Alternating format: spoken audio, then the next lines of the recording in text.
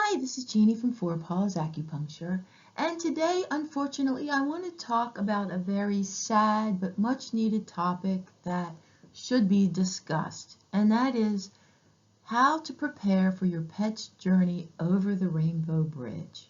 I'm very sorry for this. If this is going to make you sad, then just maybe bookmark it and watch it at another time. There is no easy way to deal with this, honestly. This video was created to help those who may have sick pets, or maybe you just found out your pet was diagnosed with a terminal illness like cancer or something like that, or even those with healthy pets. This is created to deal and plan with the end of our loved one's life so that when it happens, we're not caught off guard. We always feel guilty when we have to make that decision to let them go, right? And it's even worse as we watch them suffer. So it's that tug and war kind of emotion, like, should I make that decision? Are they suffering? Will they rebound? Am I being selfish for keeping them alive? Am I being selfish for having them euthanized? And what does this pet want me to do? So on a lighter note, the beginning of the term the Rainbow Bridge, I always thought it had something to do with Toto sitting by Dorothy as she sings Over the Rainbow in the Wizard of Oz movie, but it's not. It originally appeared in several works of poetry in the late 1980s that were written for grieving pet owners. And in the poems, deceased pets find themselves in heaven, free from illness, young again, playing in green meadows with sunshine. Of course, there's unlimited treats and toys and squirrels to chase. And they wait there until their owner passes, and then they're reunited with their owner. Animals live in the moment. Think about it. They don't sit there and worry about how am I going to pay this bill? Who am I going to marry? Oh my God, what am I going to do? They do worry, of course, if it's going to thunder or if you're going to feed them on time. But they don't fear death like humans do. I don't think they worry about such things. They know better. They do, however, pick up on our grief and our sadness and our sorrow, and many times will just hang on to life to please us. I've seen this happen more than once, and you probably have too. So this may sound morbid, but I believe if you make plans ahead of time, before you have to make any crucial decisions, it's really going to help you on that dreaded day when the thing actually happens. Because you don't want to make a major decision while dealing with a roller coaster of emotions, watching your pet's health fail, or worse, at the vet office after your pet's been euthanized, and they hit you with the bill, or they're asking you questions about burial, cremation, and all kinds of things, because at that moment, you cannot think straight, right? So you want to plan ahead. Here are a few things to consider and discuss with your family, your partners, or your roommates, or whoever else is taking care of these pets with you. Do you want your pet to go into the vet office that day for that final visit?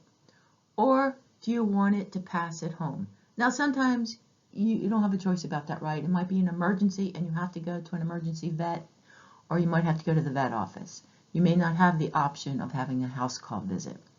And does your veterinarian even make house call visits for euthanasia? What is the cost of that last call visit? Do you want your pet cremated?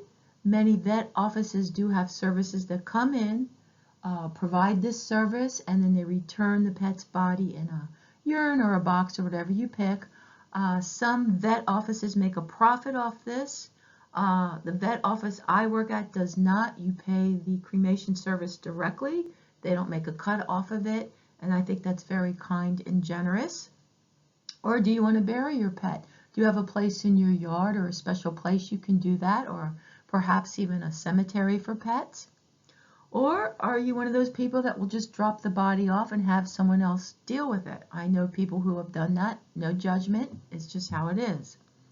It's best to research the cost of all these choices before that day, because it may make a difference in what you decide. You may not be able to afford fill in the blank, right? Some vet offices charge a lot of money for these things, and others have compassion and do not. Now, you know I'm into the wooey wooey, and I have a pact with all my animals. I have a talk with them all way ahead of time, and of course, close again when I see their health is failing. Right now I have a 22-year-old cat, and we have this talk almost daily because I'm not sure how much longer we have together. So I ask them, if possible, please, please, please, go peacefully at home so that I don't have to make this decision. And I also add in there to my cat, please don't do it on the weekend when the vet office is closed because I'm not sure what to do with your body. But you know, they're going to do what they're going to do, right? However, if your pet cannot go peacefully, or maybe he doesn't want to, then I ask my pets to send me a sign or some kind of proof that they're ready to go, that they want me to make that decision. Also, I try to put myself in their, lack of words, shoes, paws, and think, if I were this cat or dog or unicorn and I had this going on in my body and it's my final days, do I want to go now or do I want to go on my own? It's a very tough decision, and all my animals fortunately have sent me signs to do so. One of the questions we get all the time at the vet office, which is just so hard to deal with on any level, is it time? Is it time for me to put my pet down? And God, I hate that word, put it down, but so many people use it. Is your pet in excruciating pain? Is your pet unable to move? Is it completely paralyzed?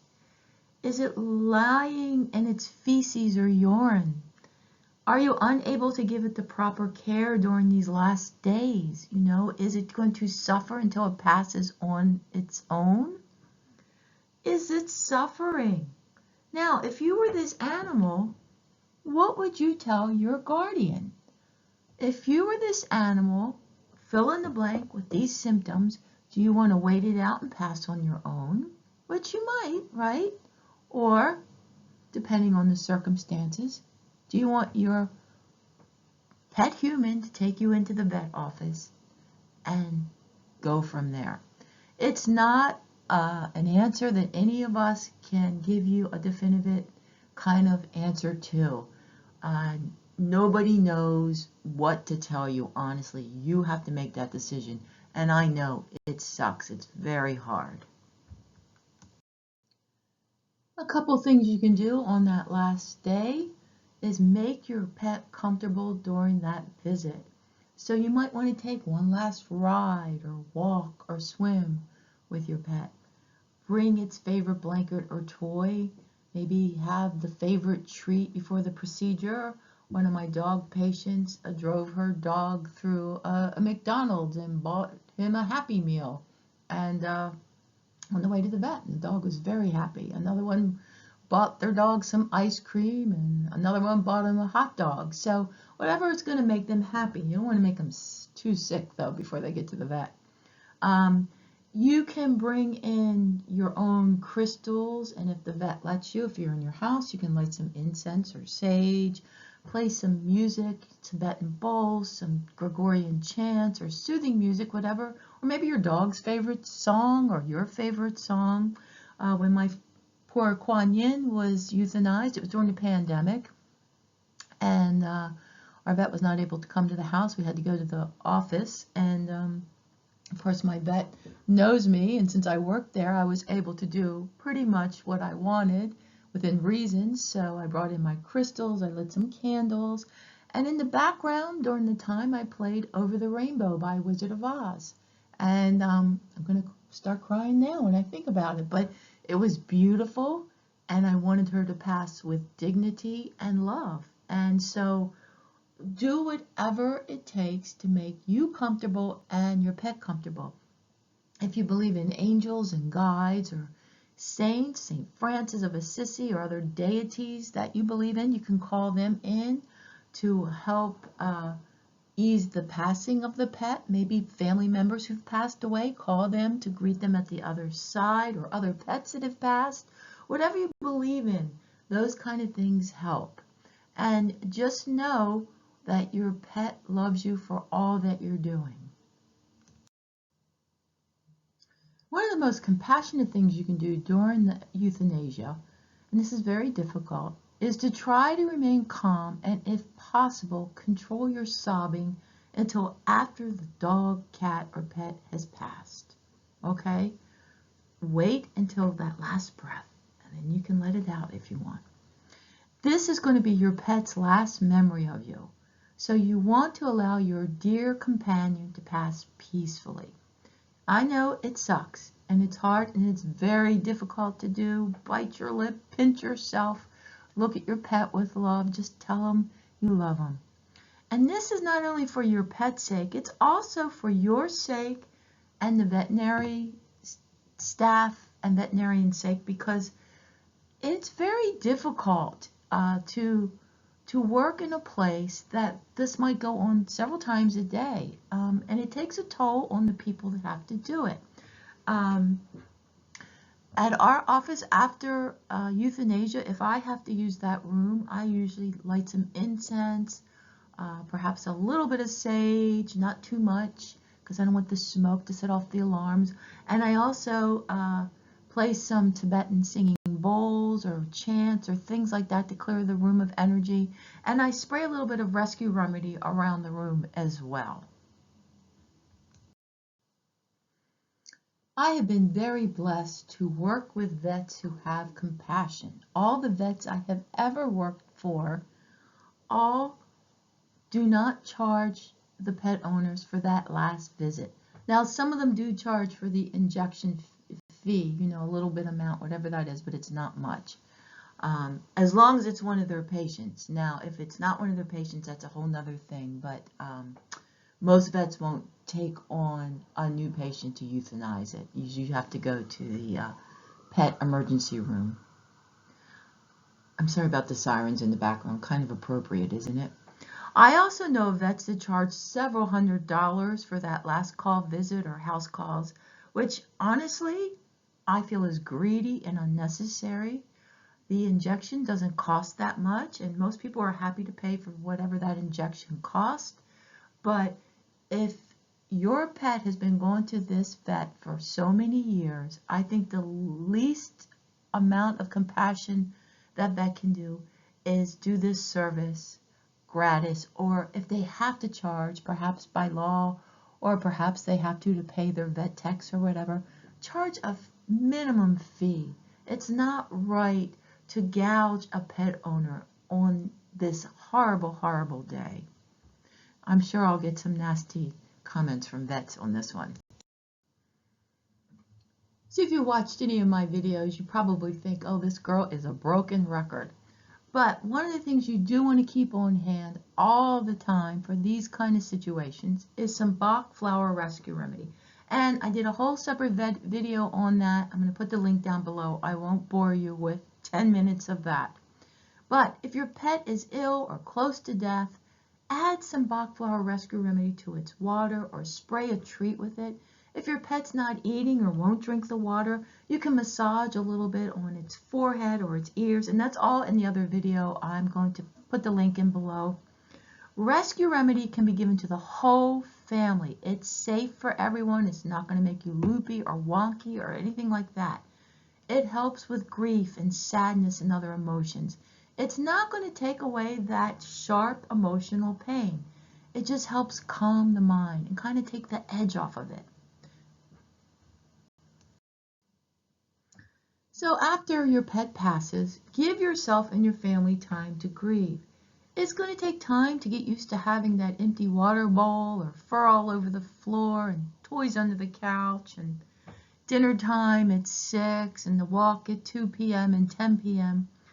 And if it comforts you to leave those things around the house, then do so. It's okay.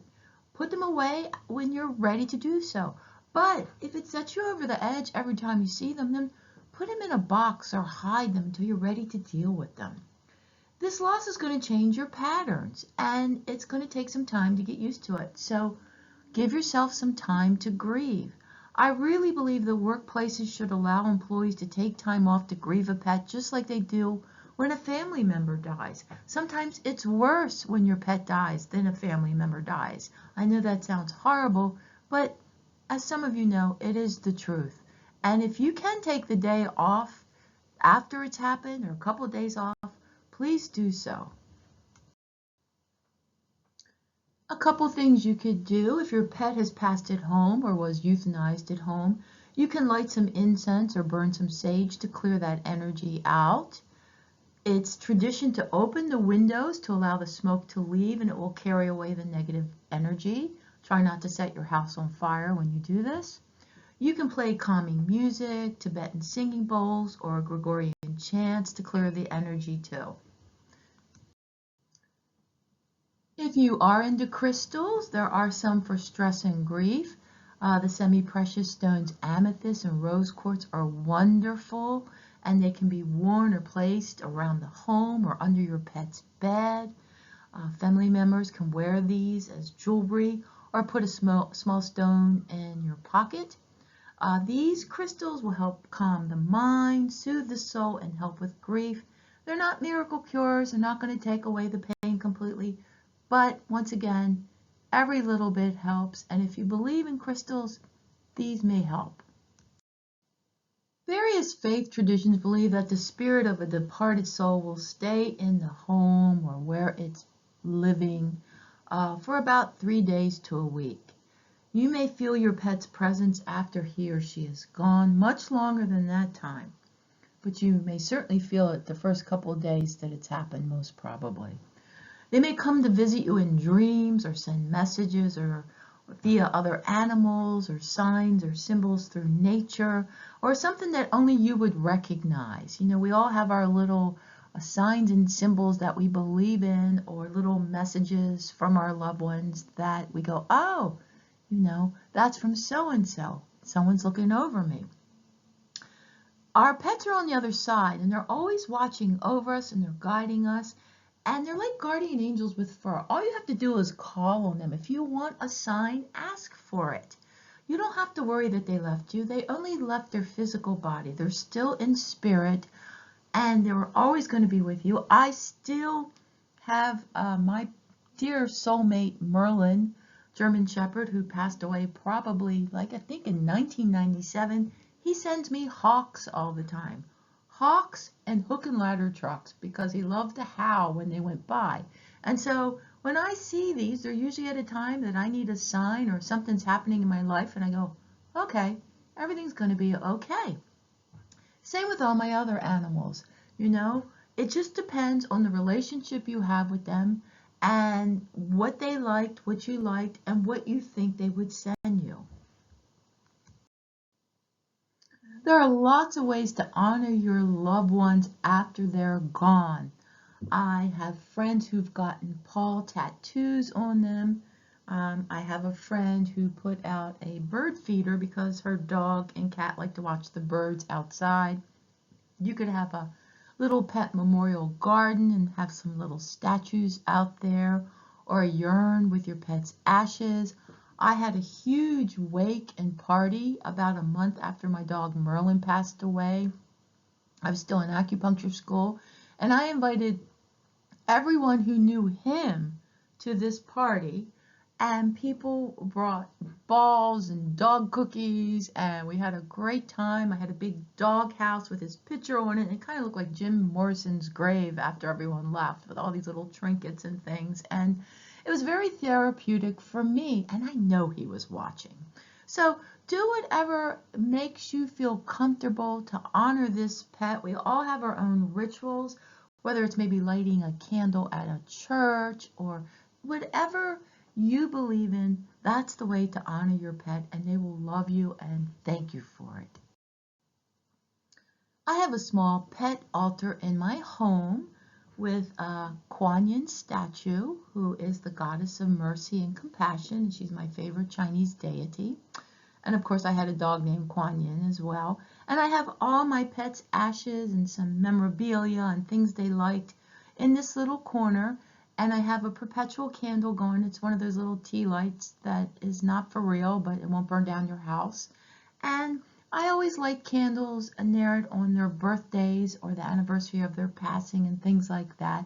And every morning I do a ritual for the healing of my pet patients, and I ask my pets that departed to be with me in the vet room to help me do the best healing I could possibly do. And I also keep Merlin's collar and Kuan Yin's collar in my little vet bag that I take to house calls and the office visits, so I know that they're with me all the time, and they're in the car with me all the time. So we all have our little freaky deaky things that we do to make us feel good and honor our pets, and I'm sure they're looking down on us and going, those crazy humans, right? Another thing you can do in your pet's honor is to donate to an animal shelter or a rescue organization in their name. And eventually, when you're ready and you've gone past your grieving and you're ready for another pet, think about adopting another pet through an animal shelter or a rescue organization. I'm very sorry if this was a depressing topic. I apologize. I am sending love and light to all those grieving hearts and all those lost pets. Just know that your pet is always with you and will always love you. Thanks so much. For more information on holistic pet services, barking Zoom consultations, online classes, and books for people and pets, visit the Four Paws Acupuncture website, fourpawsacupuncture.com. Thanks so much for watching. Have a pawsome day.